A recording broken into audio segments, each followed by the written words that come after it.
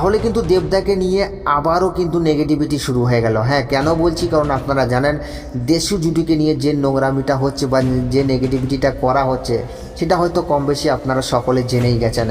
এখন দেবদা নাকি অনির্বাণকে সিনেমাতে নেওয়ার জন্য যে কথাটা বলেছিল বা দেবদা তার হয়ে যে ক্ষমা চাওয়ার কথা বলেছিল সেটা নাকি একটা সিম্পেথি ছিল, ওটাকে কেন্দ্র করে দেবদা নাকি তার ছবির প্রমোশন করছে, এটা অনেকেই দাবি করছে। তাছাড়া আমরা জানি বাংলার একজন নামি দামি প্রোডাকশন হাউস সে নাকি বুকমাই শোতে রিপোর্ট জানিয়েছে যে এখন থেকে এটা ইললিগালি করা হচ্ছে। একটা সিনেমার কোনো ফার্স্ট লুক মোশন পোস্টার আসেনি, এখনও পর্যন্ত সিনেমার টাইটেল ঠিক হয়নি, সেই সিনেমার টিকিট বিক্রি হয়ে যাচ্ছে।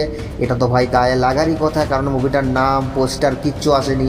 তার সত্ত্বেও মুভিটার অলরেডি 4-5টা শো হাউসফুল হয়ে গেছে বুকমাই শোতে। ভাই এটা তো আসলেই একটা অবিশ্বাস্য রেকর্ড এবং ইতিহাস গড়ে দিয়েছে। তাছাড়া বাংলা সিনেমার ইতিহাসে প্রথমবার কোনো সিনেমা রিলিজের আগেই টিকিট সেল করে দিচ্ছে। তো এটা তো ভাই একটা আলাদাই ক্রেজ।